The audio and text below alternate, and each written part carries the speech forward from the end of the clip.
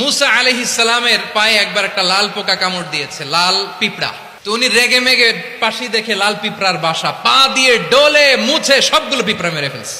এই ঘটনাটা আল্লাহ ঘটিয়েছেন এজন্য মুসা আলাইহিস সালাম তিনি আল্লাহকে জিজ্ঞেস করেছিলেন, আল্লাহ তুমি যখন কোন জনপদে আযাব পাঠাও, শাস্তি দাও, ওখানকার শুধু জালেমরাই তো মরে না, ভালো মানুষগুলাও মরে, তো আযাব দিবা মুশরিকদের উপর দিবা, অবাধ্যদের উপর দিবা, ভালো মানুষগুলারে মারো কেন? আল্লাহ বললেন, মুসা তোমার যে কামড় দিছিল পায়ের মধ্যে পিঁপড়া, কয়টা পিঁপড়া? একটা পিঁপড়া, তো সবগুলারে মারলা কেন? রেগে মেগে পুরো পিঁপড়ার বাসা ভেঙে মেসাকার করলা কেন?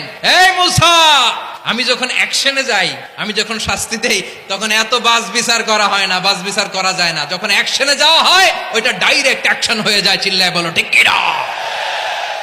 রব্বুল আলামিন বলেন, ওয়াত্তাকু ফিতনাতাল লা তুসিবান্নাল্লাযীনা যালামু মিনকুম খাসসা। ও আমার গোলামেরা, ওই আযাবকে ভয় করো যে আযাব যখন আমি জমিনের বুকে পাঠাই শুধু জালেমদেরকেই মারি না, আলেমদেরকেও মারি।